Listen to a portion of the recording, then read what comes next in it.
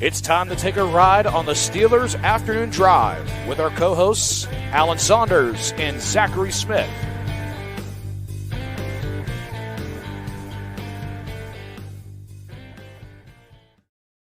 Welcome into another Steelers Afternoon Drive. I'm Zachary Smith, a.k.a. Mini Jelly Roll, joined by Alan Saunders. And because it is Friday, Derrick Bell, Steelers DB, joining the show. DB, how we doing? Doing great, man. It's been a fun week back in Indy, just trying to get back into the normal routine. But then we've got a full slate of chaos ahead next week. So I'm sure you guys are going to have plenty to talk about on the podcast, which is always good that you guys get a little bit of an influx and easy content. But I'm excited. I think that I think we're going to see some chaos for sure around the league, and I think hopefully the Steelers give us at least one splash signing to get kind of excited about. Alan, I feel like we should kind of reconfigure the screens here and you be on the top and me and DB on the bottom. That way we could be under the Alan Saunders umbrella. I got to get Brandon Rosseye to re-record the intro with Alan Saunders and kid-sized Jelly Roll. What a thing to have happen, dude. Like, I wasn't paying attention. I was working, obviously, kind of paying attention to the NHL trade deadline, everything going on. And then I get like 5 texts about it, have 3 people tweet me about being mentioned on 93.7. I'm like, what's going on? And somebody sent me the clip of them talking about it. And I was like, what? How did they get Jelly Roll? I mean, I get it. I like hand tats and stuff. Nothing on my face, though, like Jelly Roll. So, I don't know. I've gotten Post Malone in the past, get Luke Combs a lot. But Jelly Roll was the first time for me, I think. So, appreciate Chris Mahler. Anyways, we don't want to sit here and talk about that. You guys are not here for that. Let's talk about the Steelers. DB, the first thing that I want to ask you about, because we talked about this yesterday, would love to get your opinion on this. I'm assuming the YouTube community wants your opinion on this as well. A lot of talk, obviously, about Justin Fields, Russell Wilson. A lot of people thinking it's just between those two. What point for you, price-wise, would it have to get to for both of them individually to just say neither one of these makes sense? Let's just go like the cheapest possible option. Man, it's tough. I think if it's more than, I think the numbers that I've kind of like heard floated around there, and you guys can correct me if I'm wrong, because to be honest with you, like I'm of the opinion that it really doesn't matter a ton to me, I guess. I'd probably prefer just to go with the cheaper option just because I think the end result's going to be the same. So I think I've heard around like 25 million per for Russ, like 2 years, 50 million for Justin. I think I've heard the Darnold contract with a little bit of inflation, maybe like a 1 or 2 year deal around like 12 million per. I mean, are those numbers like pretty accurate from like what you guys are expecting? Or I mean, from what I've seen put out there for Russ, yes, but at the same time, like I'm of the opinion that's possible that he gets left out of this entirely in terms of starting jobs that are out there. So I don't know how that's what he could potentially command. I kind of originally I thought about that because then I was like, okay, well, like if there's that big of a difference, is it possible that they just balk at that price point for Russ? But I mean, if you just look at the seats of the table, right? You look around the NFL. I mean, there's like 5 or 6 teams that desperately need a quarterback. I'm very much like on record that I just don't think this quarterback class is very good. So I think, I mean, it's hard to envision like him not being a starter somewhere, whether that's with the Giants. I think that one of the Steelers quarterbacks will probably end up with the Jets or somewhere in New York with one of those 2 teams for sure. So, yeah, I mean, I don't know how much actual leverage that builds for either of those guys, to be honest. But, I mean, anything more than that, like 20, 25 million mark, I mean, that's like baseline starter money, but anything more than that, I would be completely out on. But it's just it's just really a matter of like, what else are you going to turn to, right? Like, are you going to get in the Sam Darnold sweepstakes, which, probably is less expensive than a lot of people originally thought, just based on reading through the tea leaves and in between the lines from what's out there from big name reporters. But there's not a ton of like draft options there's nobody in the draft really other than Cam Ward that I would feel really good about starting week 1 next year. So that's completely off the table, and they're picking far back in the first round. So yeah, I mean, I don't know that I have like a hard set number. I just wouldn't want to be spending anything more than like baseline starter money for either guy, knowing that neither is the long-term solution. Right. Alan, you kind of gave your thoughts on that already, but Derek, one thing you mentioned within there that I wanted to come back to was the Sam Darnold part of that. I I'm not. This isn't me putting information necessarily out there that this is like for Hashtag sure sources? something that's going on. Yeah, this is not Smitty sources, Smitty scoops here. But you just mentioned one thing in there that I think is very interesting. I think they're keeping an eye on it because I think, like you said, maybe the market isn't as robust for him as we had once thought. And it really seems like they're just turning over every stone here where it's like Russell Wilson might not even be plan C. Maybe he's plan D or E. Jerry Dulac put out there about them looking into the potential, not only of Sam Darnold, but also Aaron Rodgers. Now, is that, some posturing potentially leverage wise for the franchise being put out there? Certainly could be. But I think it's interesting to look at because to me, you mentioned the number within there, like 20, 25 million. I think Darnold maybe even a little bit more than that. So is that something that should even be on the Steelers' radar? I mean, I think you have to consider all options, right? If you don't have a quarterback, you got to turn over every stone to get one. I mean, I think that's kind of the obvious part of that. The thing with Darnold is, that people are going to talk about is, trying to parse out what was improvement in his play and what was a product of his environment, right? And I think that's the big thing. Kevin O'Connell, one of the great offensive minds that we have in the NFL, and also he's playing with the NFL's best receiver. I do think that I keep seeing people lump this in together about the Vikings offensive line as like a positive. Like those people that are putting that out as a positive did not watch the Vikings offense last year. They're just copying off of like what other people are saying. The Vikings interior offensive line was a disaster. So I don't want to say that he's a 100% product of his environment. The one thing that I'll bring up, I actually just looked this up while you were talking because I tweeted these numbers out.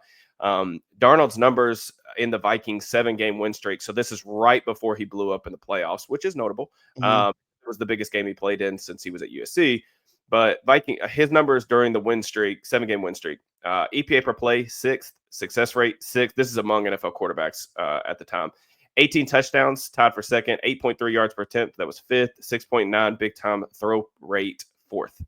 So Darnold was like objectively and statistically a top 10 quarterback down the stretch last year. I thought that the first half of the season where I was like, man, there's some funny business going on here. Like he was getting away with a lot of turnover plays. And I'm like, this is absolutely not real.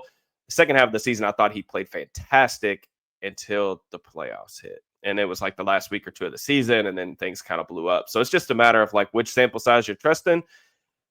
I don't know. I do think it's going to be less than like what people are originally saying. And I don't think that the Vikings have really a ton of real interest in bringing it back. I think they want to play JJ McCarthy. Yeah, absolutely. Alan, thoughts on Sam Darnold? My expectation the entire time is that Sam Darnold will be back in Minnesota. I know it doesn't look great for that right now. I also don't think it looks great for him to get paid significantly somewhere else right now. And I think the Vikings have a playoff team that should not just be throwing all their eggs in the basket of a guy who was a seriously unproven prospect coming out of Michigan that a lot of us were scratching our heads at when they drafted him where they drafted him in the first place, and now has spent his entire rookie year with an injury. Like, that's not a guy I'm going all in on with my franchise. I don't know. Maybe they are. I wouldn't. And I think Darnold may be able to be had, like you guys are saying, for less than people originally thought. So I think he'll be back. I also just don't see a team that seems to aggressively want him. And I think the concerns about when you take him out of that system are very real. And when you look around at the teams that need a quarterback, there isn't one that's playing that kind of football. It's a lot of running teams, man. And I just think we've seen a lot of Sam Darnold on some running teams, and it hasn't been pretty. Like, he also threw 12 interceptions last year, which I think is notable. I know the Steelers are, basically interception phobic. And like the end result was like not, I mean, like if you look at the stat, like the top line number, like, 4,000 yards, that's great. He threw 545 passes. Like you're not getting that if you sign him if you're the Pittsburgh Steelers, because they're not going to throw the ball 540 times. Like, his passer rating was good, but I mean, I don't care that much about passer rating, to be honest. Like, I think he's an okay player. I don't think I would put a premium on having Sam Darnold over their other options. And I think salary wise, that's probably what I'm just team whatever's cheap, honestly. Like, I don't think Sam Darnold is a difference maker for the Pittsburgh Steelers. So like, why do it? Here's a red flag to me. If Minnesota decides to just let him go, cut bait, and go forward with JJ McCarthy, that's a heck of a statement to say we think that we can get the same level or even higher play from, like you said, such an unproven guy that we haven't seen anything from in the NFL, and basically putting all their trust in Kevin O'Connell in that system, which I think they should have full faith in Kevin O'Connell in that Yeah. offensive system for a guy to be able to run the show there like a JJ McCarthy. So I don't know. That to me would be a red flag in itself if Minnesota is just willing to move on and turn the keys over to JJ McCarthy. Sure. I mean, but that's kind of what I think. One of the things that is important to note with the Vikings, though, is they just got out of the Kirk contract. So, like, they were actively trying to get out of the quarterback purgatory, big name quarterback of a guy who I think Kirk is good, like probably has been a top. I mean, he was a top, like, what, 12? I'm not into like rankings or lists for real, but he was probably a top 12 quarterback for the Vikings for forever, right? I think that's about what Darnold was last year. Like, honestly, like, was like a top 12 guy. Again, I just don't think that they have interest in like trying to pay a premium tax on that, knowing that they can get on the rookie quarterback deal. Now, again, that could change. That could definitely change because, like, you listen to O'Connell talk, it's very calculated measures in terms of like how he talks about the quarterback situation. He has nothing but great things to say about Sam, his work ethic, how he is as a teammate, how he goes about his business. It sounds like things were great relationship wise.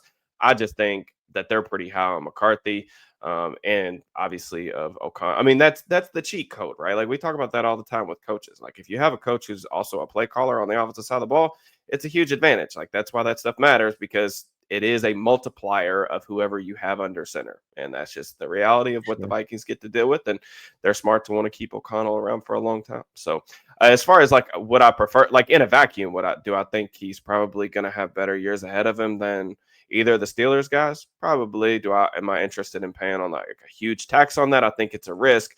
Is it a risk that they want to take? I would kind of be surprised. But if the numbers are similar, maybe, but we'll see. Yeah, I think what's interesting, Derek, I think you and I had a conversation about this. So, like, I think it's to be hard for him to replicate the success in Minnesota, not just because of the play caller, but also like the weapons there. And I fully the Steelers are going to, in some fashion, upgrade upon the weapons that they had from last year. But we had a conversation about what he does well, kind of matching that with what Artie Smith's offense wants to do. So just from that perspective, because we didn't have that conversation on a podcast, like conceptually, why would it make sense if this was a way that they went? Yeah, I mean, well, first and foremost, Darnold will throw to the middle of the field. So, I mean, you got that going for you. You know and what I'm we'll saying? get rid of the ball in less than 4 seconds, which is Yeah, also nice. yeah, and I mean, like that's the big thing. Like, Darnold's not near the athlete that like Justin is, and he's not the deep thrower that Russ is, but he he absolutely will throw the ball to the middle of the field. And there was even some stuff that I think was good last year with him too, just in terms of like there's examples of him getting to the backside dig, working through progressions, and like a lot of people are gonna sit there and like again like credit everything back to like Justin Jefferson, the fact that you like pretty much have to double team him, and even when you do, O'Connell's so good about getting him schemed up, and he's just such a good player that you can't really cover him. But in terms of like an intermediate passer, like he will target the middle of the field. So that's something that he has going for him and would unlock the offense. The other thing is like off of play action. I think they did some good things last year. I'm trying to look up and see like the numbers of what he was off play action last year. Yeah. So, and this is just PFF sometimes like lumps in some like RPOs and stuff like that. So just take this data with a grain of salt. But if you do look at it, Darnold completed 73% of his passes off play action last year. He was 10.0 yards per attempt. Pretty good. About double what the Steelers were getting yards per attempt last year. 16 touchdowns, 3 picks. So that's kind of the thing. Is I dead on with what Pro Football Reference has too. So yeah. So I mean, like you could get something off of that, and that play action. If a quarterback is actually comfortable turning his back to the defense, 1,400 yards. That's a lot. That's great. Yeah. If a quarterback's comfortable turning his back to the defense, like that can be an easy button for your offense. And I think that easy button or that just concept of the offense last year was clearly missing. I mean, they couldn't push the ball down the field off play action at all. So that was one of the more disappointing parts of the offense last year for me. So I don't necessarily want to say that this like Smith's passing game off of play action is like my favorite or necessarily like anything close to what O'Connell's is, but can Darnold do that? Can he access all levels of the field? Like, yeah, he's got the arm to do it too. So it's just about making him feel comfortable in the pocket and in the system. I think the big thing with Darnold last year that is really cliche, but is really important to note, you can tell by just how he was playing, is just confidence. It's a huge part of the position, any position, but especially quarterback. Like you have to have the ability to bounce back from negative plays. Darnold showed me that really for the first time in his career last year when bad stuff happened. Other than the playoffs, things didn't necessarily snowball. He was able to kind of get back up on his feet, make throws in some high leverage moments. So yeah, I mean, I thought he played really well. It's a gamble though, for sure, if you're signing him to a big money contract. Well, I lied. I just looked up the next gen stats, and Darnold's time to throw was 3.08. So never mind. He doesn't throw fast either. I was just saying there were certainly moments where I felt like he was holding on to the ball a lot, but didn't know if that was tendency. He can throw the ball quickly. Maybe he just does. Yeah, it's possible. We'll see if the first 15 minutes of this show were just wasted or not, but great conversation to have, in my opinion. This is the last podcast we're going to be recording before, obviously, free agency tampering starts on Monday, Alan. And one position that we haven't touched on a whole lot that you said you wanted to bring up today, defensive tackle. There's obviously been some more guys within that with Jonathan Allen getting released. Now he's going to be available on the market. Milton Williams will not be returning to Philly. Within that group, this is a position that we expect them to attack in the draft, but maybe they could double dip, add a free agent beforehand, and also address it in the draft. Who are some names that stand out to you and seem like really good fits for what the Steelers need? Yeah, I mean, I haven't really dug into this class as much as I probably should have, just because I feel like the Steelers have been so overwhelmingly focused on defensive line in the draft that it was hard for me to see them go first round of the draft and spend a lot of them on a free agency, but maybe it's possible. And also, if they don't cut Larry O, though, does that change your opinion of that or no? Well, see, the thing about cutting Larry O is that they don't really need the money.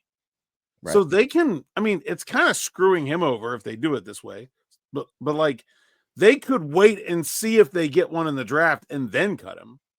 Yeah. Because they have so much cap space. They're seriously going to be hard pressed to spend it all. There are plenty of other ways that don't involve cutting someone that can save them more cap space. I mean, I don't know. Mm-hmm. They could very easily cut him as we're recording this podcast, but I also don't think it's kind of expecting that, to be honest. So honestly, it's not like it's done. To me, it's not like a 100%er where sure, is he making more than he probably should be? Yeah, but it's not like he's not a useful player, and they don't really need the money. So I don't know. They could wait on cutting Larry just to see what happens in the draft, give themselves some options. Yeah. Well, okay, so with Jonathan Allen, I think that's a name that raises people's ears right away. Obviously had some history with Carl Dunbar at Alabama, played with him or under him, I should say there. He's dealt with injuries over the last couple of seasons. I would say, 3 years ago, this is probably, I think the name has a lot of value still, and he'd still be a useful player, but I don't think that's necessarily the same type of player we're talking about. DB, what's your take on Jonathan Allen and just really honestly the free agent defensive tackle class in general? Yeah, I mean, I really want to get to Allen's tape this weekend just to kind of see. I mean, some of the numbers were a little bit suppressed this past season. I know he tore his pec at some point, either this year or last year or something like that. But I do think in the playoffs, he did flash on my screen a couple of times when Washington was kind of making that run. Allen's always been a really skilled pass rusher. He is better at the point of attack than a guy like Larry is too.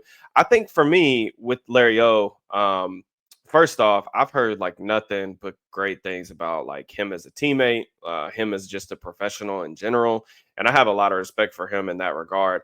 I just don't think he's come close to living up to the contract that they gave him. And I don't think that it's necessarily an anchor because it's not a ton of money, but I'm also looking at it through the lens of when we get into the team building period, it's okay, what's going to be different next year? How does this Steelers team take a step forward? I just don't see how paying him X number of dollars on the cap is going to help the defensive line get back to dominating. You know what I'm saying? I mean, this is a team that got absolutely drummed on the ground. He's not a good run defender, and he was one of the least productive pass rushers at his position last year. So I don't see the point in bringing him back. Now, to Allen's point, they don't need the cap space. So it is kind of one of those things where you can hold on to him and keep your board open and say, he's a replacement level starter at this point in his career. And if we find other positions we want to address in the draft or with our money in free agency, go ahead and do that. Bring it back. It's not the end of the world. They got a lot of money tied up in their front seven. It's just, to me, I look at the draft. I mean, I'm not even I'm not trying to be hyperbolic, but there's 15 guys probably in the draft I'd rather have over Larry Ogunjobi next year.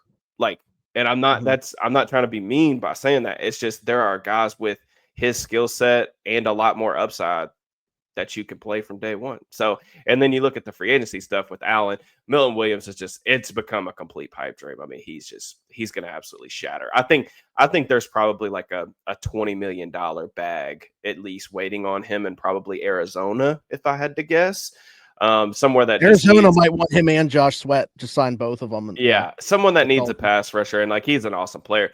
Allen's interesting because he's got the power. He's always been a guy that can really like push the pocket. He's got a really good bull rush, but he's got good hands as well, and he holds his own at the point of attack in the run game. Again, I want to see the film to confirm those things are still true, but that's kind of been my impression over him over the course of his career, that he's been a productive pro. And you mentioned the link with Dunbar. So, I mean, if they were to move on from Larry O and just sign Allen to a little bit more expensive deal, or maybe a similar cap hit for next season, that's a way that you can theoretically improve the front seven. Alan, I want to come back to you on this because we talked about it before, the $3 million bonus that Larry Ogunjobi has, I think the third or fourth day of the new lead year. Does that play into, like, would they be okay with giving him that? Yeah, that'd be a tough sell, probably, but maybe you could. I mean, look, if you can get Cole Holcomb to eat $4 million of salary, you can tell Larry we're moving your roster bonus to week 1, or we'll just cut you now. Like, whatever. Like like that's not that big of a deal. And sometimes too, like like Allen made the point of saying like it's kind of screwing him over, and like football is a business. It just is what it is. But like, that's why for me personally, I kind of assume, because of everything I know about Larry as a professional, as a teammate, like how well liked and well respected he is in the locker room. Like, I would have thought that they would have released him way earlier than even today, if that does end up happening, just because they would allow him to kind of catch on some other places.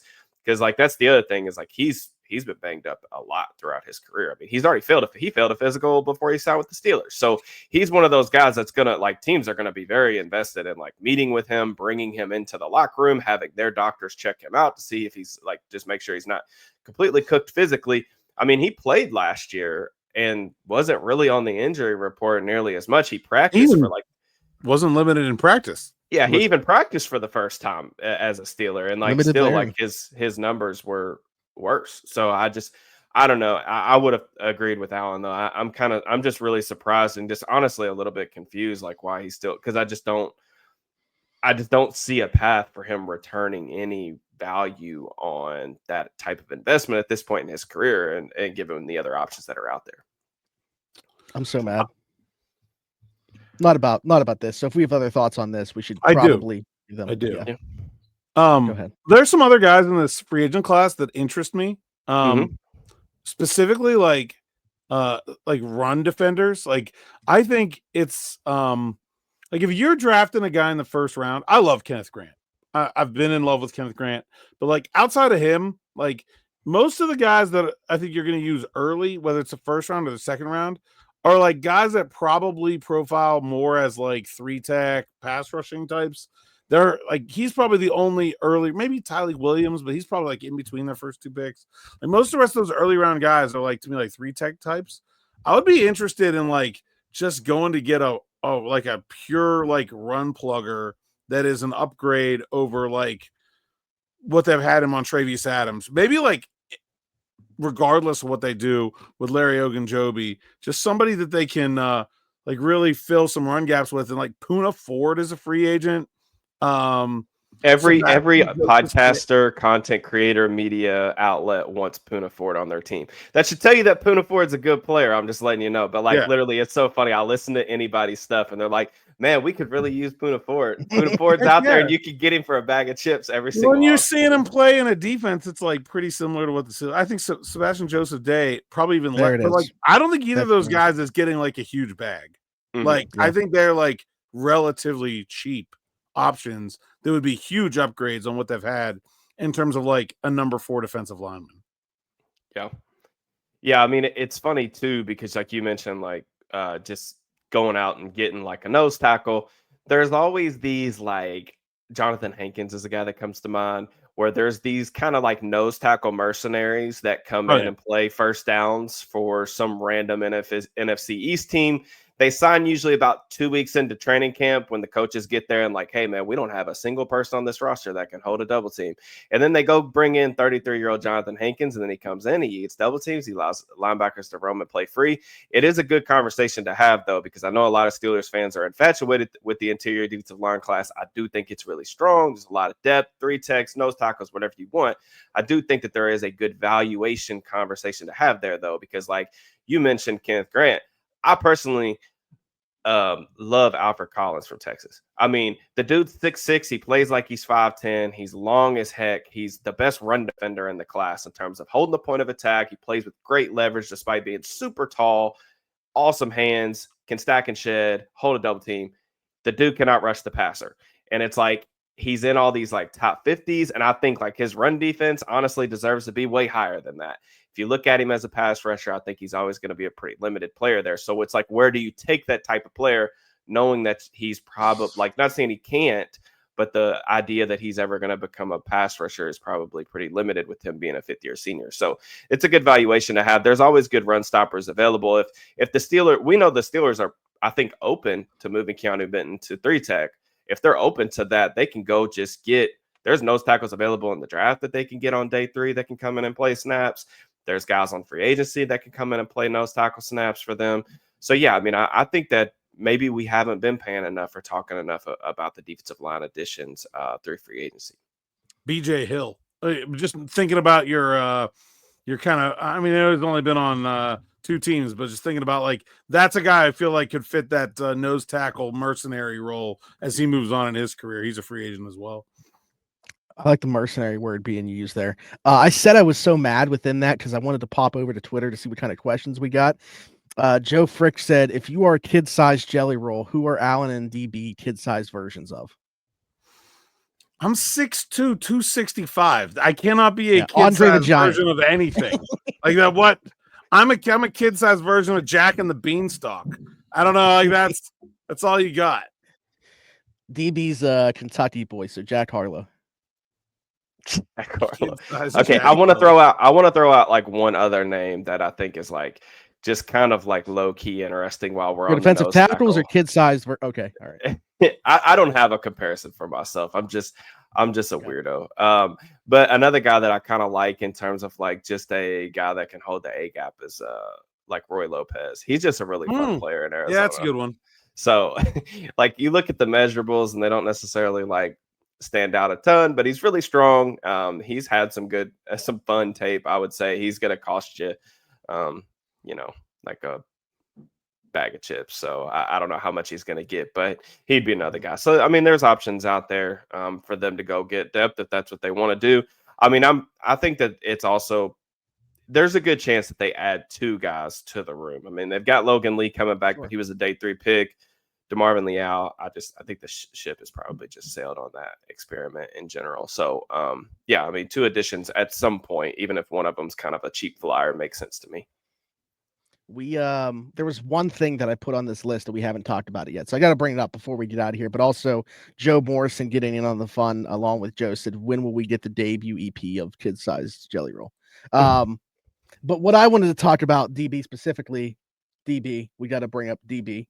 Corner is one of my favorite positions to watch. Always such a good free agent corner class. I think that is where the Steelers could spend a significant portion of the salary cap space that they have. Who's your favorite fit that's out there? A lot of talk about Travarius Ward. Just found out today Byron Murphy certainly not going to be back in Minnesota. We'll test the free agent. Well, I shouldn't say that. He could re-sign there, but he's going to test the free agent market certainly. Within the DJ Reed been talked about a lot. We know about the interest in Nate Hobbs. Who is your favorite cornerback fit out there, and what do you think is the most likely scenario? Oh man. It's there's a lot of good options out there for cornerbacks. I would be really, really disappointed if the Steelers aren't able to come away with like a legitimate CB2 in free agency, just because there's too many guys that make sense. Some of the guys that I kind of targeted, you mentioned Travarius Ward. I think of all the guys over the past couple of years, I think Ward's 2023 film, of course, he went through some personal tragedy this past year. I'm throwing that completely out. He's still 29 years old. His 2023 film was absolutely bananas, like just in terms of everything you want to see, turning the ball over, just physicality, man coverage, the ability to hold up on third down, red zone, all that stuff. Really smart player. Carlton Davis, injured. You know what you're going to get with him, though. Like, he's going to play press coverage. He's a technician. He's really patient. I got another guy who's really physical. You just have to be understanding that he is going to miss a couple games every single year. Paulson Adebo is coming back from the femur. I think a broken femur or fibula. Femur. One of the femur. Like okay. The worst bone to break. Okay. Yeah. How in the but world? He did post. I don't know if y'all been seeing. His agent's doing a great job. Because they posted a video a couple weeks ago of him like running, and then it was dunking a basketball. And then I think today I popped on social media, I guess, because I've been talking about Paulson Debo a lot in the DMs. His Twitter account popped up, and he's doing all these like workout drills, like doing the DB drills, cutting and transitions and everything. So he's another guy. He was playing really good ball last year before he got hurt. Asante Samuel Jr., just such a hilarious player, to be honest with you. But I think that the Steelers had interest coming out of the draft. If you're just talking about which cornerback, we know the Steelers value playmaking, right? Like they talk a lot about it. Samuel has like legitimate playmaking chops. Like this dude can turn the ball over. I mean, he had 30 pass breakups, I think, over the first 3 years of his career. He didn't play at all really last year, had a shoulder issue. Samuel does not tackle, but I'm not really sure how much that matters to them because of the guys they brought in recently. Joey was a bad run defender. He wasn't really the greatest tackler. Dante Jackson, willing tackler, but terrible at it. I'm not really sure how much they actually value that. I'd prefer to get a tackler. I'd prefer that Samuel comes here and tackles, but I don't know if that's actually within the cards. So those are some of the bigger names that I would point out. Mike Jackson from the Panthers, I think he's kind of an underrated guy in the market. He had a good year last year. Nate Hobbs.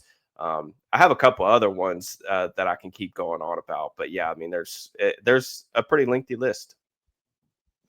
Alan, any thoughts on that group or who you feel like is most likely best fits?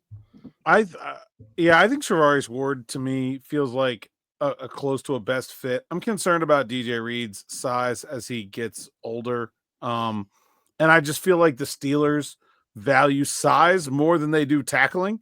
He's a pretty good tackler for a little guy. But I think they care a lot more about, the size of a corner. I like Ward a lot. I know he didn't have a great year. I think he's a really good player. Samuel, man, I'm concerned about the fact that he already barely tackled and then he had a shoulder injury, which like a lot of times, like that's kind of it as far as your tackling goes. So like, I don't know, like, is it, like, I think there's a chance that becomes a real problem for him. It hasn't really been so far, even though it hasn't been because he doesn't tackle. I mean, he tries, but sometimes, like, yeah. I mean, like you said, like Dante Jackson, he started the season trying, then he hurt his back, and by the end of the season, he wasn't even trying, let alone being effective when he was trying. So, like, you guys got it. Yeah. So, like, I don't know. I'll throw Jair Alexander out there. I think there's real smoke to that interest, and I know he's not a free agent, but I think he could be had for relatively cheaply and would fit in pretty well as well. It's a little bit crazy, but I think he's. I want to ask both of you a question. It's my turn to host the pod. Sorry, Smitty, step back. Anyway, I want to ask you two a question. I want you to give me a random obscure free agency signing that you all want to see that no one is talking about. So me and John Ledyard did a podcast last night, and I posed this question to him, and I did it to him on the spot. So, I got to cut him some slack, but I actually have one that that everybody's going to hate me when I say it, but I have one that actually makes sense to contextualize the type of player that I'm talking about. Another name that I've kind of thrown out as like a low-key name that I'm kind of intrigued by is Noah Igbenogany from the Commanders, former first-round pick from the Dolphins. He actually played in the slot for the Commanders last year. I was kind of intrigued by his film last year. A really cool stat for him, 178 man coverage snaps from the slot last year. He was targeted 22 times. He gave up 8 catches and broke up 5 passes. Just saying, he's probably going to be like really cheap. Yeah. Give me an obscure free agent signing that you would like to see. See, the like to see is what threw a wrench in that, because I think there's some smoke to this. I think by 12:05 on Monday, the Steelers would have already liked to have seen news break that they were signing Darius Slayton and Travarius Ward. I think that's an ideal scenario for them. If they miss out on Darius Slayton, the name that I was told to keep an eye on is Diami Brown. So that's like an obscure name that I think to keep an eye on. I'll throw another corner since you picked Noah Igbinoghene. I'm gonna go with Mike Hughes. Say they go. Okay. Yeah. Say they go. Slot guy. Yeah. Say they get Nate Hobbs, and that's it. They kind of miss out on one of those other, top 4 or 5, whatever guys at the outside corner spot. And the plan is maybe they address it higher in the draft than we expect. Maybe they're just going to keep continuing to develop Corey Trice behind Mike Hughes, whatever it might be. But he'd be a lower price free agent on the outside for them to at least, have a little bit of a Band-Aid there. All right, I've got 2. One I've mentioned here. I think I've mentioned them both here. So I can't say I've never talked about it before, but Ben St. Juste, another Commander's corner. I really liked him coming out. He has had some trouble. It's not like a smooth fit. I don't know where the scenario is that that's their big signing at corner. Maybe they sign Hobbs and him, and then they're gonna let St. Juste and Corey Trice and maybe draft somebody battle. I don't know. He's probably not good enough. It's my scenario, but him instead of Hughes. He's not good enough to be a legit CB2, I don't think, based on what he's shown on the field. I love the frame, which is what the Steelers like. And then I just think I think he's capable of being better than he's shown so far. And I would be interested in him. And the other one, Elijah Mitchell. Man, they could upgrade big time at RB3 and kick returner. Jaylen Warren's going to be the starter. Do they want him returning kicks? Probably not. Give me a really good running back who, when healthy, has been a super impactful player and can be your kickoff returner. All right, I'm back. After the Elijah Mitchell, you kind of lost me with the St. Juice, but I'm back with Elijah Mitchell. No, I'm glad. I'm really glad that you guys y'all are watching, helping my analytics and stuff. Y'all are watching the YouTube videos, Diami Brown and Benjamin St. Juste. I guess I was really infatuated with that Commanders run, but both of those guys, St. Juste is so big and he's fast. I don't know. I feel like you can figure it out. He's good until the ball's in the air. Yeah. Yeah. No, this is the name that I kind of brought up to John that people are gonna hate. But I do think it makes sense, and I'm definitely down. So they're moving Broderick Jones to left tackle, right? This is not news. That's what's going to happen. I think that we're all pretty skeptical about how that's actually going to work out in pass pro, although it is good news for him that Myles Garrett and Terry Henderson may no longer be on the schedule. So that's good. That's a bone. But I do think that I think it's important to remember that Broderick Jones was benched before the first month of the season last year. He was only playing because Fautanu got hurt. So the conversation around that has to include that context. I think they need to go out and get some type of insurance at tackle. I think some of the veteran names that people would ideally think about in that situation don't necessarily make sense for the timeline. Morgan Moses, Tyron Smith, those guys are going to be a little bit too expensive for their taste, and also probably wouldn't want to back up a guy like Jones. A guy that I kind of thought about was Jedrick Wills from the Browns. That's what I was thinking of. There you go. Wait, why would you hate that? Well, let me be 100% transparent. Jedrick Wills has been bad the last year and a half. Okay? We're talking about a backup tackle. But you're all bad. Jedrick Wills in year 3, circa 2022, looked like he was on his way to it being above average. No, I'm all in on this idea. Yeah. I don't know. There's been some injuries. There's some weird stuff with the messaging and the coaching staff. So there may be some things there that you'd want to at least bring him into a visit on. But I do think the other thing that kind of gives me a little bit of pause is Alex Highsmith's kind of wrecked shop against him. So I wonder if the Steelers just think he sucks because Highsmith always dominates him. But I don't think that it's the worst idea. And I'm terrified, honestly, of what is going to happen, because if we assume that it's going to be Justin or Russ, 2 guys that historically have taken a lot of sacks, putting a guy at left tackle who's not a good pass protector, and Broderick Jones, I'm really just nervous that we get to week 4 and we're like, holy crap, how are we going to throw the football? The scheme does mask some of the stuff in pass protection, but I do want some type of insurance there that you can put in if Broderick ends up just being completely unplayable, which I hope is not the case. I'm just trying to prepare for worst case scenario. And Jed Wills is still only 26 years old. So maybe you fix him. I don't know. It kind of goes well. Pat Meyer, he's a great coach. He's been developing guys like his whole time here. So yeah, I definitely think that's going to happen. But yeah, I mean, it kind of goes along with the Igbinoghene conversation. He okay with his rookie 4th round right guard last season. Then rookie 2nd round center. He's all right. Zach Frazier, I'm not giving him credit for that. Frazier was out of the crib understanding how to play center. He was 4 years old and like doing pass sets. Okay, well, Ryan McCollum had to play last year. Yeah, it's true. But no, I mean, I think it kind of goes back to the Igbinoghene thing. Like any like former like high draft pick that has shown even a lick of ability to play that I can get like, on a cheap contract deal, I would be down for that as like a depth piece. So yeah. I was saying Mekhi Becton. So he's gonna be more expensive, but yeah. I would be starting him at guard, but also like as tackle insurance policy. Oh yeah. I see what in you're the saying. same breath. Like mine was Patrick McCarry. Smitty, are you okay? Are you okay about the Jed Wills thing? You look a little. Yeah, Smitty said Patrick McCarry. We actually all came up independently with basically the same idea, just different versions of it. Yeah. Yeah, no, I'm good. I'm good. I'm okay. good with I'm good with the Jed Wills thing. Yeah. So you've got a jersey pre-ordered? No, absolutely not. Okay. All right. Absolutely not. I'm done with the jersey thing. But we just crossed 40 minutes. Every time DB's on here, we do too much podcast. I must have to start. When I fill out my stuff, I'm gonna have to start charging overtime. Facts. Anyways, DB, before we get out of here, though, tell the people they can find you. At Steelers_DB on Twitter and YouTube. All my written work can be found at SteelersNow.com. Jed Wills has a big beard and tattoos. Does that make him like he's part of the group? He's part of the group. He's king size Jelly Roll, right? So we have Jelly Roll, kid size Jelly Roll, king size Jelly Roll. Mm-hmm. And Nick Farabaw's that after tattoo removal surgery. Apparently.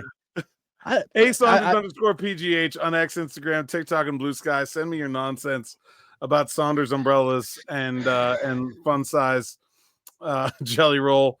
Steelers, PGH Steelers Now, the site's account, SteelersNow.com. Go there, read the words so me and DB can get paid. Sign up for SN Plus and get an ad-free reading experience, which is absolutely necessary and way, way better. And then subscribe, hit that bell for notifications here on the YouTube platform as we continue to grow. And so you don't miss an episode. Steelers Morning Rush, Steelers Afternoon Drive, all the stuff. I still got Combine videos I haven't even posted yet. Probably get to some of those over this weekend, but just all the stuff. So make sure you do that.